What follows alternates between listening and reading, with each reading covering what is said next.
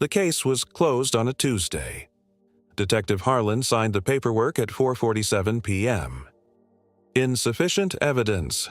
Subject, whereabouts unknown. He filed it, locked his desk, and went home. What nobody knew, what nobody checked, was that Rachel Mercer had been inside that building the entire time. But to understand how this happened, we need to go back to the night she disappeared. Rachel was 34, a paralegal. She lived 6 blocks from the precinct where her case would eventually be mishandled. Her coworkers said she was meticulous, always early, always answered her phone. On March 4th, she didn't show up to work. By March 6th, her family filed a missing persons report. The detective assigned was Harlan Briggs, 17 years on the force, 42 open cases. The early search was standard. They checked her apartment, her bank account. Her car was found near a storage facility 2 miles away. The facility had cameras.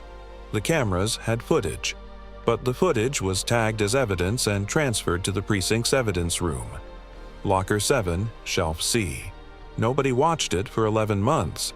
Here's where the investigation stops making sense. 3 different requests were filed to access that footage. 3 times it was logged as pending review. The detective's notes said, "Footage inconclusive, no further leads." Except he had never seen the footage. His supervisor hadn't either. If you want more stories like this, the ones that don't make the front page, subscribe. They drop every week. 22 months after Rachel disappeared, a new officer was reassigning evidence from closed cases. She opened Locker 7, Shelf C. Inside the box marked Mercer, Rachel, Case 4471. The storage facility drive, a sealed evidence bag, and a handwritten note nobody had cataloged. She brought it to her lieutenant. Within 72 hours, the case was reopened. The note named a person of interest who had worked at the facility.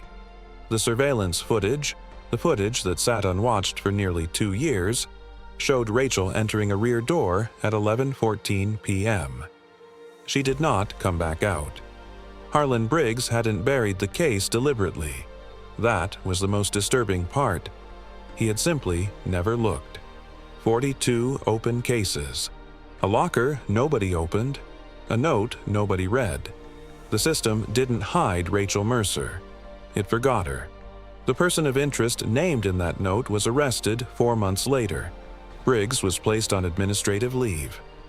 He retired before the internal review concluded. Rachel's family waited 2 years for someone to open a box. The box was in a room. The room was in the precinct. The precinct was working the case. So the question isn't really how it happened. The question is, how many other lockers haven't been opened? Leave your answer below.